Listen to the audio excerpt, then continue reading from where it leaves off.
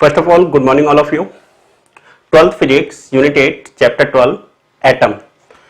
इसके अंदर आज हम टॉपिक करने वाले हैं रदरफोर्ड एटम मॉडल। इससे पहले हमने क्या क्या पढ़ा था लास्ट लेक्चर में, एक बार मैं बता देता हूँ शॉर्ट में। सबसे पहले हमने पढ़ा था J Thomson atom model. J Thomson atom model में क्या पढ़ा था हमने? जे थॉमसन एटम मॉडल में बताया गया था एक एटम जो होता है एक वाटरमेलन की तरह है। उसका जो रेड पार्ट है वो पॉजिटिव चार्ज है और उसके अंदर जो सीड्स होते हैं अलग अलग पॉइंट पर वो इलेक्ट्रॉन है। तो इसमें पूछा गया कि एटम न्यूट्रल क्यों है, तो बताया गया टोटल पॉजिटिव चार्ज का मैग्नीट्यूड बराबर है टोटल नेगेटिव चार्ज के मैग्नीट्यूड के, इसलिए एटम न्यूट्रल है। इसकी ड्रॉबैक क्या क्या आई थी? ड्रॉबैक, पहली ड्रॉबैक हाइड्रोजन एटम के केस में जो स्पेक्ट्रल लाइन आती है उन्हें ये एक्सप्लेन नहीं कर पाया था। दूसरा पॉइंट था एटम की स्टेबिलिटी को ये एक्सप्लेन नहीं कर पाया। इसके अलावा इसमें जो अल्फा स्कैटरिंग एक्सपेरिमेंट किया गया था रदरफोर्ड के जरिए, तो उसके जो रिजल्ट आते हैं उन्हें ये मॉडल सेटिस्फाई नहीं कर पाता था, तो इसीलिए इस मॉडल को रिजेक्ट किया गया। इसके बाद आया था अल्फा स्कैटरिंग एक्सपेरिमेंट। किसने किया था? रदरफोर्ड ने। तो इसके मैंने कल आपको बताए थे 4 ऑब्जर्वेशन थी और 4 कॉन्क्लूजन इसमें से निकाले गए थे। तो कौन कौन से कॉन्क्लूजन थे वो देखो। पहला पॉइंट था ज्यादातर पार्टिकल सीधे क्रॉस हो जाते हैं। इसका क्या मतलब लगाया गया था बताना, क्लास बताओ। ज्यादातर पार्टिकल बिना स्कैटर्ड हुए सीधे क्रॉस होते हैं, इसका क्या मतलब लगाया गया था? कौन बताएगा? बोलो। हाँ, इसका मतलब ये है एटम के अंदर वैकेंट स्पेस है, खाली जगह है बहुत ज्यादा। इसके अलावा कुछ अल्फा पार्टिकल स्मॉल एंगल पे डिफ्लेक्ट हो गए। तो अल्फा पार्टिकल पे चार्ज कैसा होता है बताना। अल्फा पार्टिकल पे चार्ज कौन सा होता है बताओ। अल्फा पार्टिकल पे चार्ज है पॉजिटिव। इसका मतलब क्या है? पॉजिटिव को कौन रिपेल कर सकता है? पॉजिटिव। इसका मतलब लगाया गया एटम के अंदर कहीं ना कहीं पॉजिटिव चार्ज है। ठीक है। इसके बाद आता है तीसरा पॉइंट था 8000 में से एक पार्टिकल ऐसा होता है जो 180 डिग्री पर डिफ्लेक्ट हो जाता है। इसका क्या मतलब लगाया गया बताओ। 8000 में से एक पार्टिकल ऐसा था जो 180 डिग्री पर डिफ्लेक्ट होता है। इसका क्या मतलब लगाया गया बताओ। अल्फा पार्टिकल का मास ज्यादा होता है, इसका मतलब उसका मोमेंटम भी ज्यादा है। तो हैवी पार्टिकल को रोकने के लिए हमें ज्यादा पॉजिटिव चार्ज की रिक्वायरमेंट है। इसका मतलब ये लगाया गया एटम का सारा पॉजिटिव चार्ज एक ही पॉइंट पे कंसंट्रेट है, जिसे बाद में क्या कहा गया? न्यूक्लियस कहा गया। इसके बाद बताओ, अगर हम ग्राफ प्लॉट करते हैं थीटा और एन के बीच में, तो क्या होता है? जैसे जैसे एंगल इंक्रीज होता है वैसे वैसे नंबर ऑफ पार्टिकल डिक्रीज होते जाते हैं। तो ये कंक्लूजन हमने रदरफोर्ड एक्सपेरिमेंट में निकाले थे। तो यहां पर देखिए, इन सारे ऑब्जर्वेशन और कंक्लूजन को ध्यान में रखते हुए रदरफोर्ड ने एक एटम मॉडल दिया। रदरफोर्ड ने एटम मॉडल क्या दिया? उन्होंने दिया ये न्यूक्लियस है, न्यूक्लियस के अंदर प्रोटॉन है, इसके ऊपर पॉजिटिव चार्ज है। न्यूट्रॉन क्यों नहीं बताया? न्यूट्रॉन यहां पे नहीं लिया गया था क्योंकि न्यूट्रॉन तब तक डिस्कवर नहीं हुआ था और न्यूट्रॉन का कोई कॉन्सेप्ट यहां पे नहीं था। तो रदरफोर्ड ने बताया कि प्रोटॉन मतलब पॉजिटिव चार्ज ये कहां पर है? ये एक जगह पे कंसंट्रेट है, जिसे बाद में क्या कहा गया? न्यूक्लियस। और इलेक्ट्रॉन इसके अक्रॉस चक्कर लगाते हैं, इलेक्ट्रॉन इसके अक्रॉस रिवॉल्व कर रहे हैं। ये मॉडल दिया गया। तो दोबारा से सुनिए, रदरफोर्ड के एटम मॉडल में क्या बताया गया था? पॉजिटिव चार्ज एक जगह पर कंसंट्रेट है और इलेक्ट्रॉन उसके अक्रॉस चक्कर लगा रहे हैं। ठीक है, ये कॉन्सेप्ट बताया गया था। तो पहला पॉइंट पूछा गया एटम इलेक्ट्रिकली न्यूट्रल कैसे हैं, तो उन्होंने क्या बताया? इलेक्ट्रिकली न्यूट्रल होने का क्या रीजन बताया गया? इलेक्ट्रिकली न्यूट्रल होने के लिए रीजन बताया गया टोटल पॉजिटिव चार्ज का मैग्नीट्यूड बराबर होता है टोटल नेगेटिव चार्ज के मैग्नीट्यूड के। इसीलिए एटम कैसा होता है? इलेक्ट्रिकली न्यूट्रल होता है। चलो, ये पॉइंट तो समझ में आ गया। इसके बाद ये इलेक्ट्रॉन लगातार ऐसे क्यों रिवॉल्व कर रहे हैं?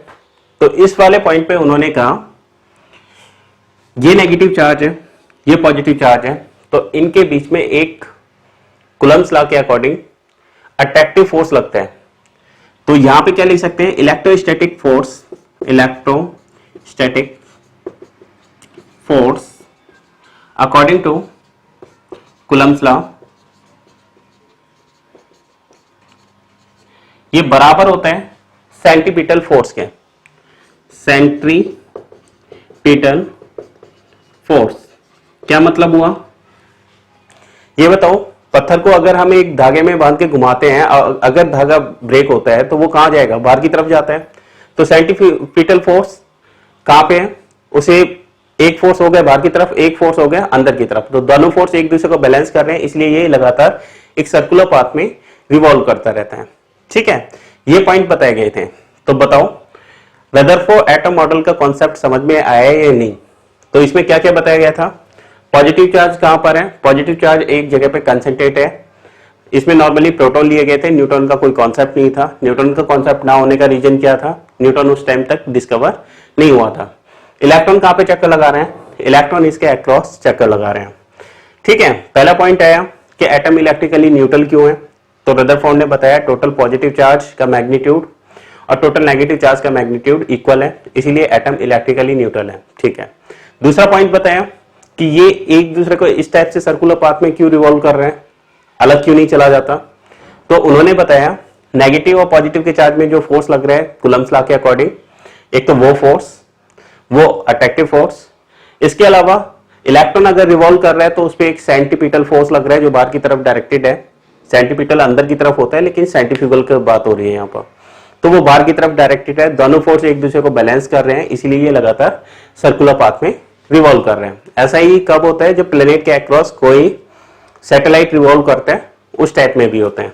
ठीक है, तो ये दो पॉइंट बताए गए थे रदरफोर्ड एटम मॉडल में।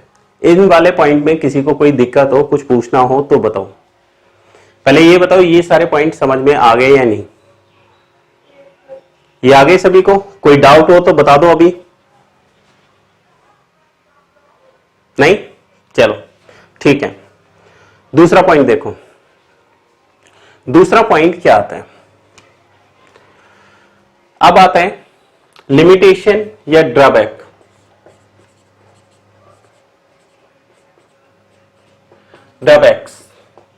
ड्रॉबैक्स क्या होंगी इसके, पहला पॉइंट ये बताओ, ये एटम की स्टेबिलिटी को एक्सप्लेन नहीं कर पाता, डज नॉट, पहला point does not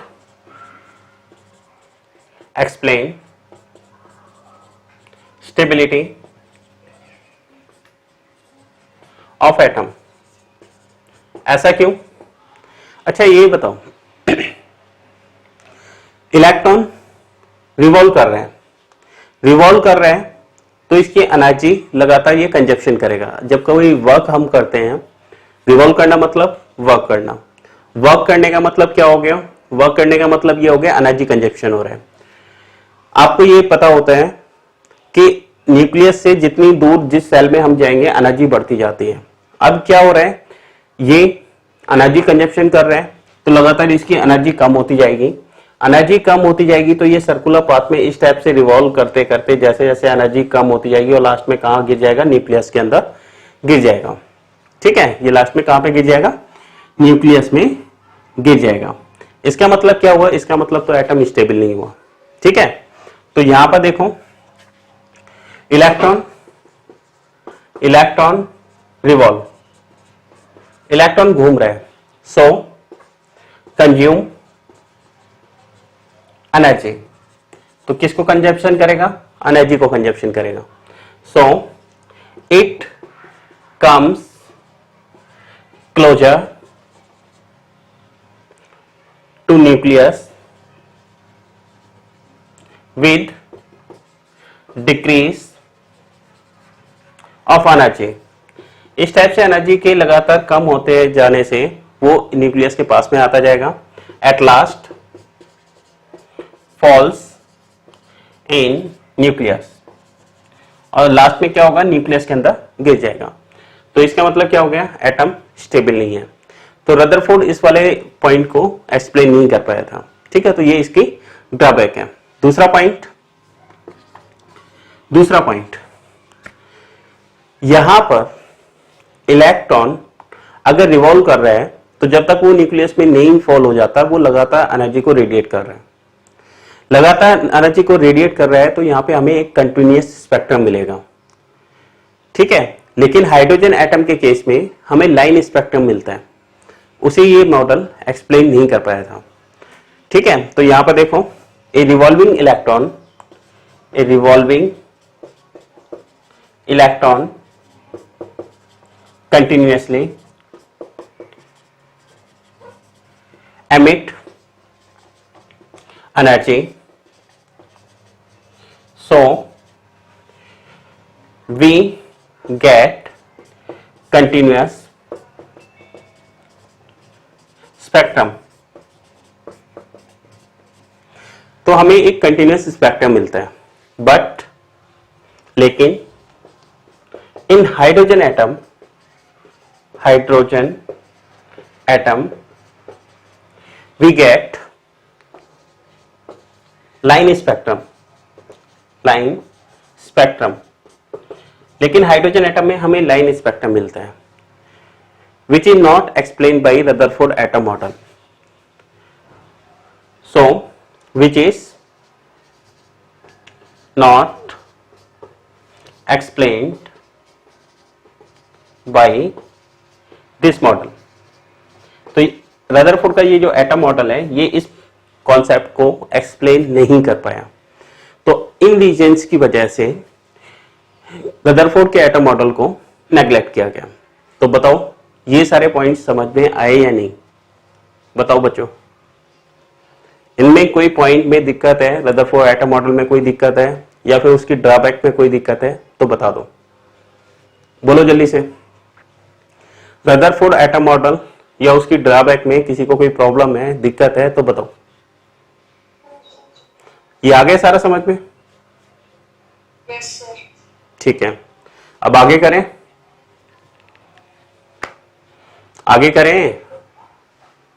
yes sir. ठीक है, इसके बाद देखो नेक्स्ट पॉइंट आता है